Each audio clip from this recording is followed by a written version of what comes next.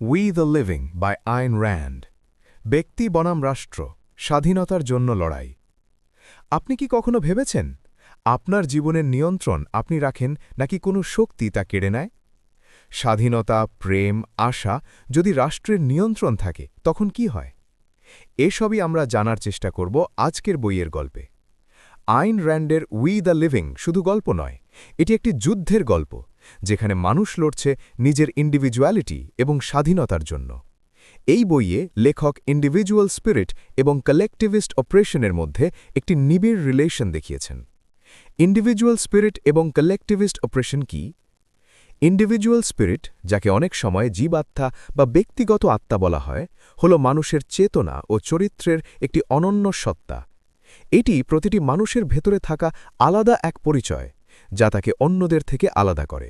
তবে এই আত্মাই আবার একটি বৃহত্তর সার্বজনীন বা ঐশ্বরিক চেতনার সঙ্গেও যুক্ত বলে মনে করা হয়। এই আত্মাই মানুষের অনুভূতি, আত্মসচেতনতা এবং নিজের পরিচয়ের মূল কেন্দ্র। এটি শুধু শরীরের ভেতরে সীমাবদ্ধ নয়, বরং শারীরিক অস্তিত্বের বাইরেও মানুষের সত্যিকারের সত্তাকে প্রকাশ করে। তাই অনেক দর্শনে বলা হয় মানুষের প্রকৃত পরিচয় শুধু তার শরীর নয়, তার ভেতরের এই ইন্ডিভিজুয়াল স্পিরিট বা জীবাত্মা। কালেকটিভিস্ট অপারেশন বলতে এমন একটি অবিচারকে বোঝায় যেখানে একজন মানুষকে তার ব্যক্তিগত কাজ বা যোগ্যতার জন্য নয়, বরং সে কোন গোষ্ঠীর সদস্য তার উপর ভিত্তি করে বিচার করা হয়। অর্থাৎ একজন মানুষকে শুধু একটি নির্দিষ্ট দলের অংশ হওয়ার কারণে সীমাবদ্ধ করা বা অবহেলা করা হয়। এ ধরনের নিপীড়ন অনেক সময় সরাসরি দেখা যায় না। এটি প্রায়শই সামাজিক নিয়ম, প্রতিষ্ঠানের পক্ষপাত এবং বিভিন্ন নীতিমালার মাধ্যমে গড়ে ওঠে। এর ফলে একটি শক্তিশালী বা প্রভাবশালী গোষ্ঠী বেশি সুবিধা পায়, আর অন্য গোষ্ঠীর মানুষ ধীরে ধীরে সুযোগ ও অধিকার থেকে বঞ্চিত হয়ে পড়ে। অর্থাৎ এই বইয়ে লেখক ইন্ডিভিজুয়াল স্পিরিট এবং কালেকটিভিস্ট অপারেশনের মধ্যে ছবি এঁকে দিয়েছেন। তিনি বলেছেন, man spirit can not be crushed forever. জ্ঞান বিলাসের 18 নম্বর ভিডিও বুক সামারিতে আপনাকে স্বাগতম।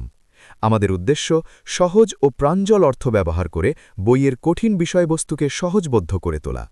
আমরা বিশ্বাস করি জ্ঞানের আভিজাত্য সবার জন্য সমান হওয়া উচিত।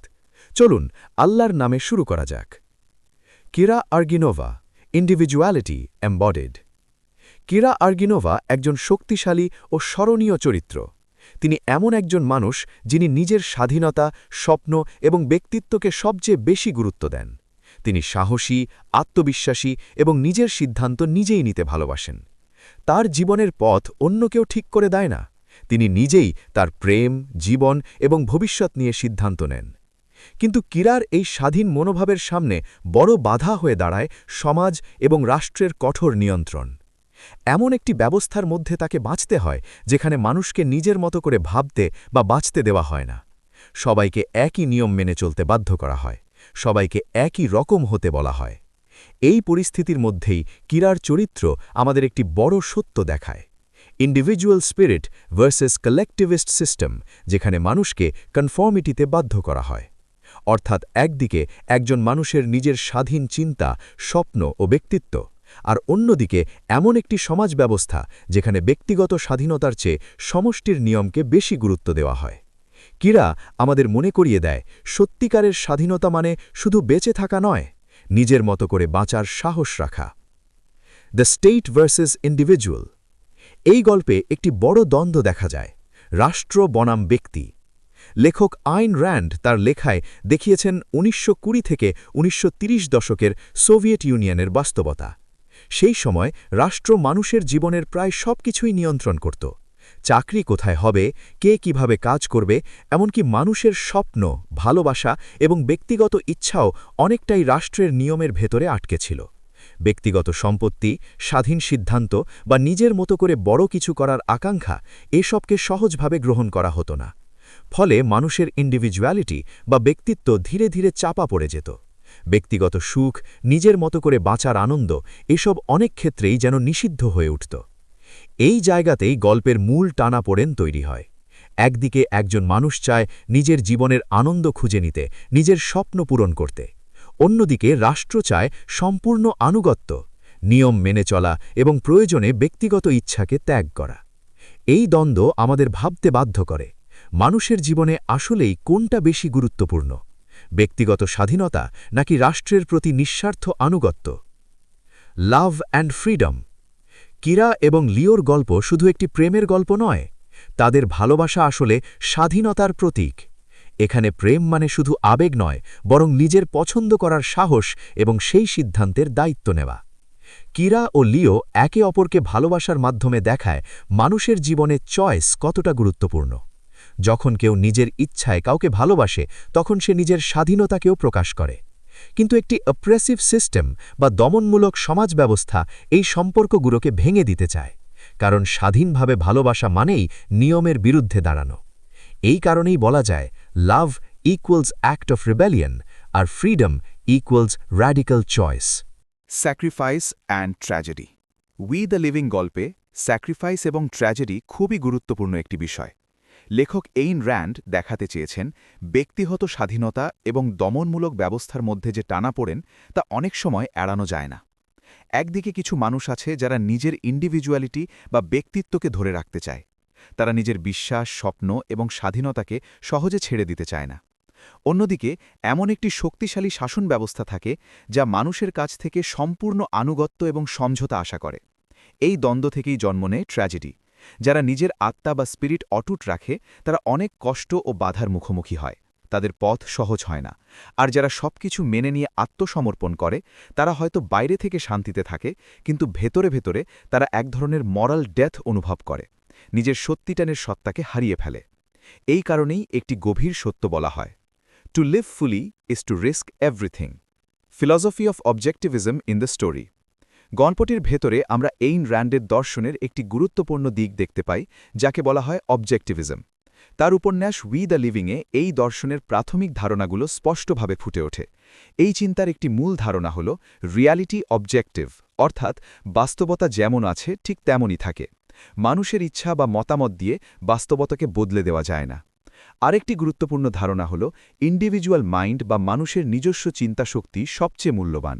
একজন মানুষ নিজের বুদ্ধি দিয়ে চিন্তা করবে, সিদ্ধান্ত নেবে এবং নিজের জীবনকে নিজের মতো করে গড়ে তুলবে, এটাই স্বাভাবিক। এই দর্শন অনুযায়ী হ্যাপিনেস বা সুখই মানুষের জীবনের প্রধান উদ্দেশ্য। মানুষকে তাই স্বাধীনভাবে ভাবতে, বেছে নিতে এবং কাজ করতে দেওয়া দরকার। গল্পের মাধ্যমে লেখক দেখিয়েছেন একদিকে থাকে কালেকটিভ প্রেশার, যেখানে সমাজ সবাইকে একই নিয়মে চলতে বাধ্য করে, আর অন্যদিকে থাকে ইন্ডিভিজুয়াল রিজন, যেখানে একজন মানুষ নিজের চিন্তা ও যুক্তির ওপর ভরসা করে। শেষ পর্যন্ত একটি শক্ত বার্তা উঠে আসে, অন্ধ আনুগত্য বা ওবিডিয়েন্স মানুষের সৃজনশীলতা এবং মানবিক আত্মাকে ধীরে ধীরে ধ্বংস করে দেয়। Modern relevance. গল্পটি শুধু অতীতের একটি সময়ের কথা বলে না, আজকের দিনেও এর বার্তা অনেকটাই প্রাসঙ্গিক। লেখক এইন র্যান্ড দেখাতে চেয়েছেন সমাজে অনেক সময় সরাসরি নয়, বরং সূক্ষ্মভাবে মানুষের ওপর নিয়ন্ত্রণ তৈরি হয়। আজকের পৃথিবীতেও আমরা দেখি বিউরোক্রেসি, সোশ্যাল প্রেশার এবং কনফর্মিটি মানুষের সিদ্ধান্তকে প্রভাবিত করে। ক্যারিয়ার বেছে নেওয়া, সমাজের নিয়ম মানা কিংবা সংস্কৃতির নির্দিষ্ট প্রত্যাশা, এসবের মধ্যেও অনেক সময় এক ধরনের অদৃশ্য চাপ কাজ করে। মানুষ যেন নিজের ইচ্ছার বদলে অন্যদের প্রত্যাশা পূরণ করতে বাধ্য হয়। এই জায়গাতেই লেখকের একটি গুরুত্বপূর্ণ শিক্ষা সামনে আসে। স্বাধীন চিন্তা নিজেই এক ধরনের রেজিস্ট্যান্স। যখন একজন মানুষ নিজের মতো করে ভাবতে শেখে, তখন সে অযৌক্তিক চাপের বিরুদ্ধে দাঁড়াতে পারে। এখানে ইন্ডিভিজুয়ালিজম মানে স্বার্থপরতা নয়, বরং এর মানে হল নিজের মূল্যবোধকে সম্মান করা, নিজের সত্যকে খুঁজে নেওয়া এবং সেই অনুযায়ী জীবন গড়ে তোলা। অর্থাৎ সত্যিকারের স্বাধীনতা তখনই আসে যখন একজন মানুষ নিজের বিশ্বাস ও মূল্যবোধের পথে হাঁটে, অন্য কাউর অন্ধ নির্দেশ বা ডিকট্যাটস মেনে নয়। Core message. গল্পটির মূল বার্তা খুবই শক্তিশালী এবং গভীর। এখানে দেখানো হয়েছে মানুষের ইন্ডিভিজুয়াল স্পিরিট বা ব্যক্তিগত আত্মাশক্তিকে কখনোই চিরদিনের জন্য দমিয়ে রাখা যায় না। যত বাধাই আসুক, মানুষের ভেতরের স্বাধীনতার ইচ্ছা সবসময়ই কোনো না কোনোভাবে প্রকাশ পাওয়ার চেষ্টা করে। লেখক এইন র্যান্ড বোঝাতে চেয়েছেন যে সত্যিকারের ফ্রিডম সহজে আসে না। স্বাধীনভাবে বাঁচতে হলে দরকার সাহস, কখনো কখনো প্রতিবাদ, আর অনেক সময় ত্যাগ স্বীকার করার মানসিকতা। গল্পটি আরেকটি গুরুত্বপূর্ণ দিকও তুলে ধরে। যখন একটি সমাজে অতিরিক্ত কালেকটিভ কন্ট্রোল বা সমষ্টিগত নিয়ন্ত্রণ তৈরি হয়, তখন মানুষের সৃজনশীলতা ধীরে ধীরে নষ্ট হতে থাকে। মানুষ নিজের মতো করে ভাবতে পারে না, নতুন কিছু তৈরি করার আগ্রহ কমে যায়। এর ফলে ব্যক্তিগত সুখ এবং স্বাভাবিক মানবিক বিকাশও বাধাগ্রস্ত হয়। সব মিলিয়ে গল্পটি একটি স্পষ্ট বার্তা দেয়। ইন্ডিভিজুয়াল স্পিরিট ফাইটস এগেইনস্ট কালেকটিভিস্ট অপ্রেশন, অর্থাৎ ইন্ডিভিজুয়াল স্পিরিট সবসময় কালেকটিভিস্ট অপ্রেশনের বিরুদ্ধে লড়াই করে। আর যতদিন মানুষের ভেতরে স্বাধীনভাবে বাঁচার ইচ্ছা থাকবে ততদিন এই লড়াইও চলতেই থাকবে। Cinematic ending. We the living বইয়ের মধ্যে দিয়ে আয়েন র্যান্ড বলেন, কিরা এবং লিওর গল্প আমাদের একটি গুরুত্বপূর্ণ সত্য শেখায়। তারা দেখিয়েছে মানুষের আত্মা ভেতর থেকে অনেক শক্তিশালী। কঠিন পরিস্থিতি এলেও মানুষের আশা পুরোপুরি নষ্ট করা যায় না। আর শেষ পর্যন্ত সত্য একটাই, সেটি হলো স্বাধীনতা ছাড়া মানুষের জীবন পূর্ণতা পায় না। যদি এই ভিডিওটি আপনাকে ব্যক্তি স্বাধীনতা অথবা ইন্ডিভিজুয়াল স্পিরিট, রাষ্ট্রচিন্তা এবং কালেকটিভিস্ট অপারেশন বুঝতে কিছুটা হলেও অনুপ্রাণিত করে, তাহলে লাইক দিন, সাবস্ক্রাইব করুন। পরবর্তী বইয়ের উন্নত মানুষ সামারি নিয়ে শীঘ্রই আমরা ফিরে আসব। আপনার পছন্দের কোনো বই থাকলে অনুগ্রহ করে কমেন্ট বক্সে জানাবেন। আমরা সেই বই নিয়ে কাজ করার চেষ্টা করব। জ্ঞানবিলাসের সাথে থাকুন, নিজের চিন্তাকে উন্নত করুন। ধন্যবাদ।